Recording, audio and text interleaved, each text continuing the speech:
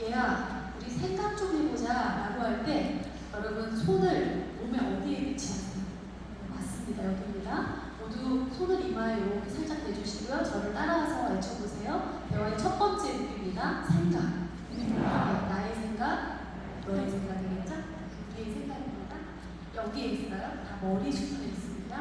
두 번째 우리가 이런 질문도 해요. 얘야, 너 오늘 뭘 봤니?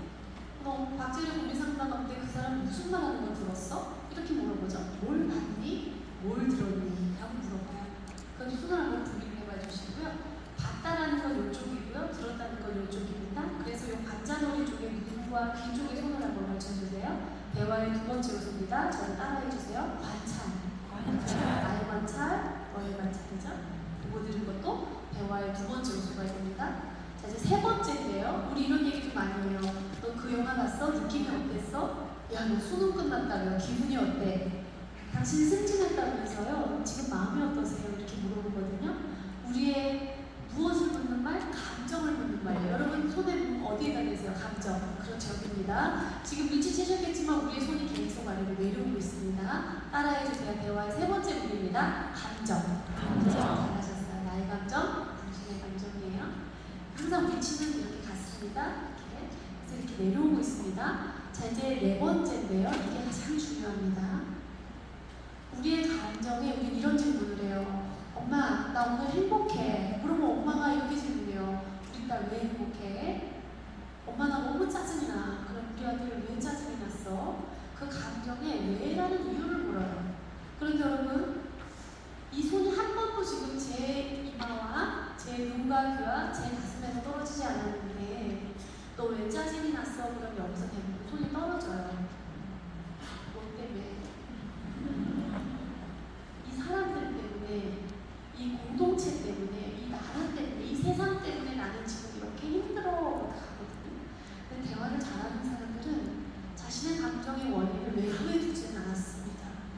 자, 그 예를 한번 들어보겠습니다. 만약에 지금 이 자리에 설레고 기대되는 마음을 느끼는 분이 계신다면 그분에게는 중요한 것이 채워지고 있을 거예요. 배움이라든가 성장이라든가 깨달음이라든가, 그죠? 어떤 분이 지금 마음이 벌써 피곤함을 느끼고 계신다면 그분한테 중요한 건 배움이자 성장이라기보다는 휴식과 수면일 수 있어요. 그죠? 만약에 여기에 지금 마음이 굉장히 지루한 느낌을 받고 계신다면 그분한테는 뭐 배움, 성장 이런 게 중요한 게 아니라 자극이라든가 재미라든가 이런 아주 강렬한 것들이 필요라는 겁니다. 이해되십니까? 그것은 무엇이죠? 감정의 원인이라는 것이 결국 내가 원하는 무언가가 있는데 그게 충족이 되면 마음이 어때요? 초록색 불이 켜지는 겁니다.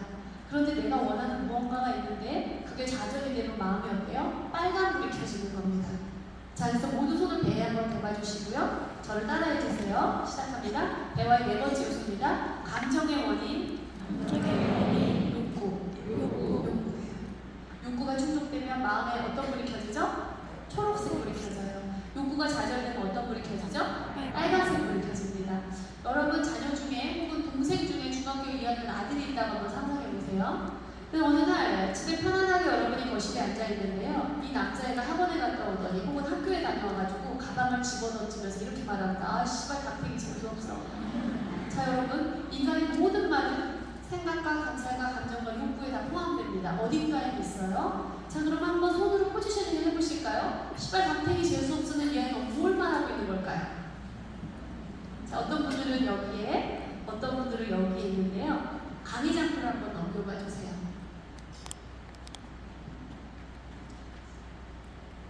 자, 여러분 감정표인데요. 이 아이의 감정은 초록색 불 같으세요? 빨간색 불 같으세요? 빨간 불이라는 건 우리 모두 직감할 수 있죠? 자, 빨간 불은 어디에 있냐면 오른쪽에 있습니다. 그죠? 한번 이거 눈으로 보시면 이 오른쪽에 이 아이가 재수없는 이 있는지 한번 찾아보세요. 이게 감정이라면 저기에 담탱이가 재수없다라고 할 때 재수없는이 있어야 됩니다. 그런데 없죠? 없다면 여러분 다 생각입니다.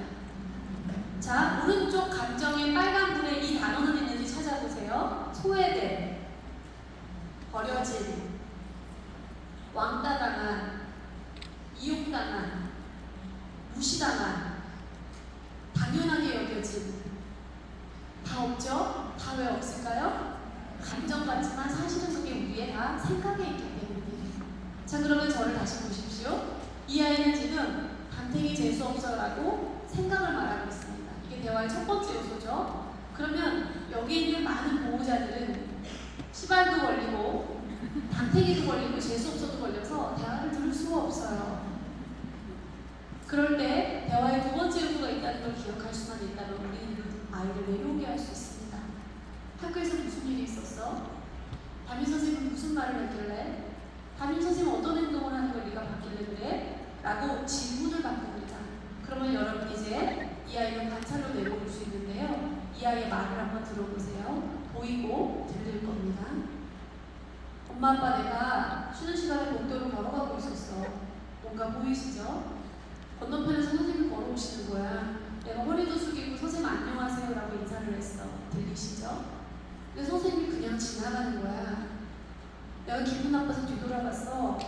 근데 동천이가 이상하니까 선생님이 동천이 머리도 만져주고 웃으시는 거야. 여러분 이 아이 관찰 이제 다가오십니까? 이게 묘사입니다. 본 대로 들은 대로 말할 수 있는가. 이게 대화의 두 번째 아주 중요한 요소예요. 김매니저는 내가 생각하는 성실하지가 않은 것 같아. 생각입니다. 조직에서 우리가 기분 나쁜 말은 대부분 상대의 생각에 있어요. 그런데 저희가 주간 회의를 6번 했는데요. 6번 다 김 매니저는 가장 늦게 들어왔습니다. 이게 관찰입니다. 우리 애는요, 내가 게을러요, 더러워요. 이거 생각이거든요. 관찰은 이렇습니다. 저희 아이가 그 수건은 늘 젖어있는 채로 책상 위에 있고요.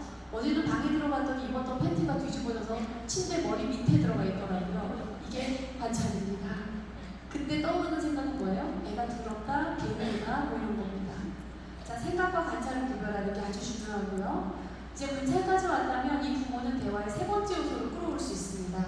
그래? 네 마음이 어땠어? 여러분, 이 중학교 2학년 아이가 학교 복도로 걸어가고 선생님께 안녕하세요 인사를 했는데 그 선생님 그냥 지나가고 다른 아이한테 웃으면서 머리를 만져주는 거를 여러분이 보았다면 그 아이 어떤 마음일지 여기서 오른쪽 열에서 골라서 하나만 소리내서 읽어보세요. 여러분이라면 어떨까요? 서운함. 바로 그겁니다. 서운할 수도 있고 짜증날 수도 있고요. 위축될 수도 있고요. 슬플 수도 있습니다.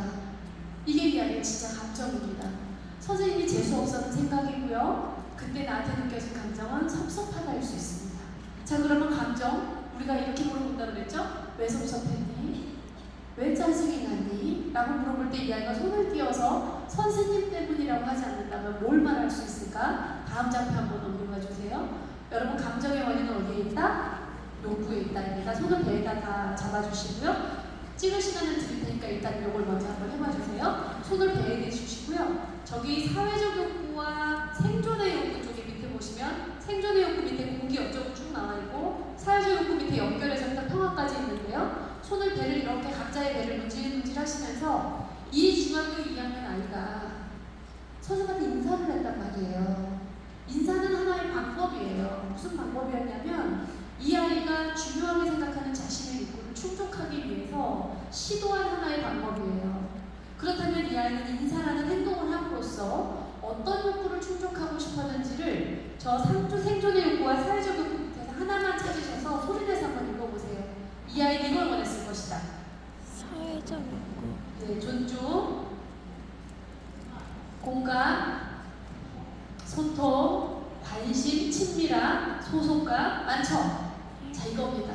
물어볼 수 있어요. 재현아, 학교 생활에서 네가 원했던 게 뭐야? 그럼 아이가 이렇게 말할 수 있어. 엄마, 나도 선생님한테 관심 받고 싶고 나도 학교 생활에 소속감을 갖고 싶고 난 선생님이랑 좀 더 친해지고 싶었어. 여기까지 올 수 있는가 합니다. 정리하면 이렇습니다. 자기야 오늘 회사 생활 어땠어? 그지 같았지 뭐. 이거예요. 아, 나도 그지 같아서 술이나 마시자. 이러면 대화가 굉장히 무서워집니다. 이런 건 대화라고 하지 않아요. 씨 부리는 거라고 우리가 이렇게 얘기할 수 있어요. 여러분, 우리 조직 생활 그지같이 뭐, 야, 뭐, 그게 재수없고, 팀장아, 뭐, 무능하고, 애들은 다 멍청하고, 뭐, 이런 거예요. 뭐, 그 일 왜 하세요? 뭐, 안 하면 뭐 죽어요? 뭐, 이런 거예요. 대부분 생각 속에 갇혀있을 때는 대화가 건강하진 않아요. 그런데 무슨 일이 있었는데, 야, 내가 점심 먹고 내 자리로 돌아와서 이메일을 열었더니, 그 그 한 시간 사이에 새로운 메일이 67개가 와 있는 거야. 관찰입니다. 진짜 그걸 보는 데 감정입니다. 숨이 갑갑하고 너무 답답하더라고요. 자, 욕구입니다. 나한테도 좀 뭔가 균형이 중요해. 그리고 나를 돌보는 것도 중요해. 나 오늘만큼은 좀 쉬고 싶기도 해. 자신의 욕구까지 올 수 있는 강입니다. 우리가 근데 대부분은 대화가 왜 실패하냐면요, 여러분. 뚜껑이 열릴 때 이 떠오르는 생각이 유일한 진실이라고 믿기 때문에 무엇을 보았습니까? 무슨 말을 들었습니까? 어떻게 느끼셨습니까? 무엇이 중요합니까?까지 못 봅니다. 제 예전에 아주 오래전에 제가 정신과에서 일할 때 만났던 내담자였는데요. 26살 여자 친구였어요. 이 친구는 유능한 여자 영어 과외 선생님이었어요. 그런데 우울과 성인 ADD도 아주 어려운 일상생활을 하고 있었어요. 근데 이분이 어느 순간 어떤 어려움에 적이미지가 뭐였냐면 남자 보호자를 만나고 싶지 않다고 했어요.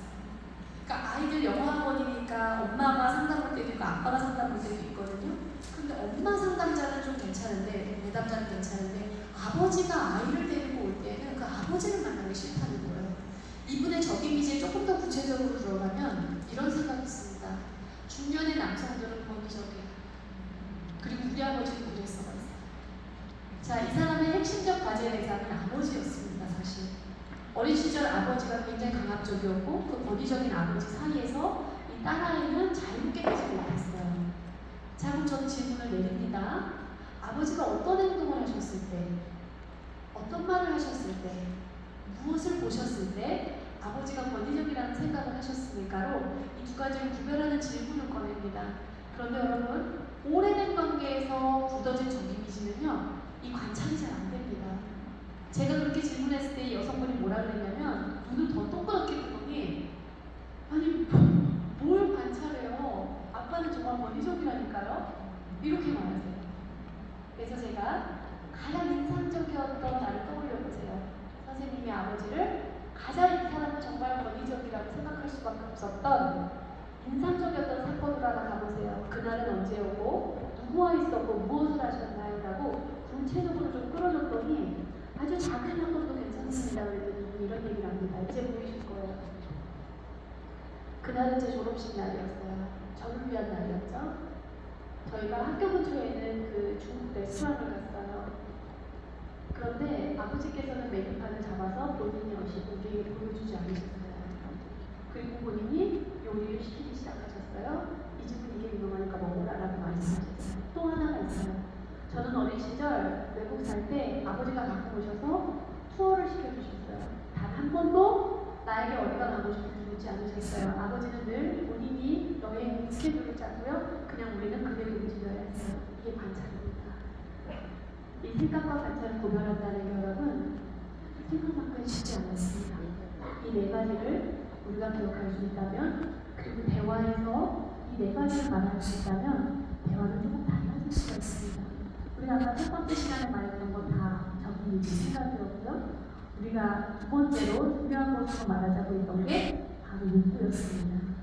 욕구표를 한번, 요거 사진 한번 다 찍으시겠어요? 제가 잠깐 시험을 한번 봐야 되잖아요. 네. 제가 포지셔닝만 하면 여러분들은 대화에 무엇을 의미하는지 외쳐주시면 됩니다. 자, 저를 모두 봐주세요. 요것도 이따 찍으시니까 충분히 됩니다. 자, 무엇이죠? 무엇이죠?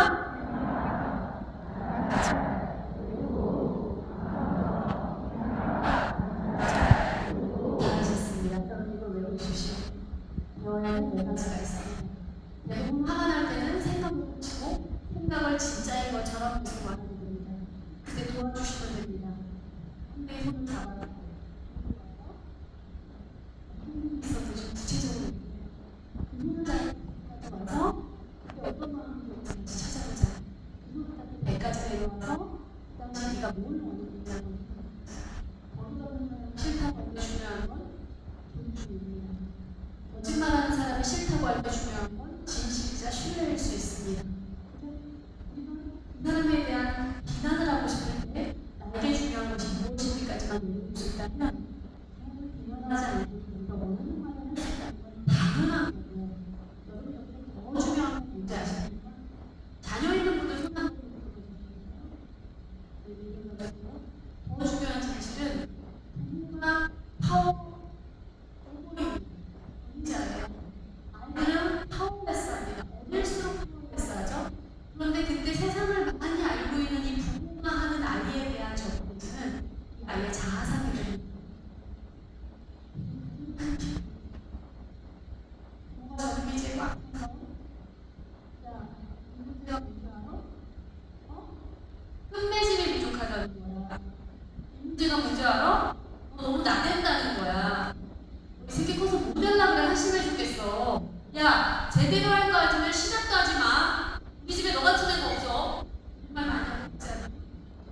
얘기를 진실인 것처럼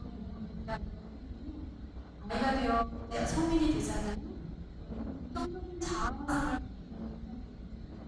저희가 임직원들 좋은 대학 나와서 잘 모르겠어요. 근데 아는 상사가 재현 씨 굉장히 성실하고 책임감이 강하고 참 좋은 것 같아요. 내가 어릴 때 들은 말이 그런 아닙니다. 제가 끝맺음이 부족해서요. 이런 소리라는 아무리 주변에서 그 사람에 대한 좋은 말이고 내가 당신을 정말 사랑해라고 얘기해도 어떤 기억이 저기 지를 갖고 자는 말들은 지금 나를 사랑한다고 얘기하잖아요. 이 생각은 진실처럼 우리가 아이들에게 무엇을 알릴 수 있냐? 그게 중요한 적기지를 알고 그래서 그냥 그 이슈에 대해서 너네 나중에 기억나는 것이라고 들어보면 거짓말이 괜찮아가지고 이런 말이 나오면 안 됩니다. 신뢰가 중요하다고 정직하라고 중요한 여러분 하루 마지막으로 하는 시간이 3분만 시간이 되시고요. 첫 번째는 여기 있습니다. 네, 이 대화의 4가지를 훈련하시는 거예요. 오늘 하루를 마감하는 긍정적인 평가를 예를 들면 이거죠. 우리 오늘 매니저, 우리 팀 매니저가 나한테 되게 잘해줬어. 대화의 2번째 관찰입니다. 그죠? 내가 점심 먹고 왔을 때 내 자리에 바카스랑 캔디 2개를 올려다 놔주었어. 3번입니다. 감정표고요. 초록색 불이겠죠? 건강한, 정한, 따뜻한, 기운이 나는 생기가 그냥 소리내서 읽으시면 됩니다. 그 다음에 4번째 욕구겠죠? 충족된 욕구겠죠? 제, 관심, 불목, 소속감, 력, 식 여러 개나 있겠죠? 충족되는 모든 것들을 그냥 읽으시면 됩니다. 이 4가지 프로세스, 생각, 관찰, 감정, 욕구를 긍정적인 사건이랑 연합해서 자기 전에 3분씩만 사용을 하시는데요. 한 달 만에 우리 여러분들이 지금 짠 찍으신 저 감정표를 이 4가지 기술을 여러분 기억하시고 잠시 후에 여러분의 고민 상담 우리가 같이 올려놓고 한번 나눠볼 텐데요.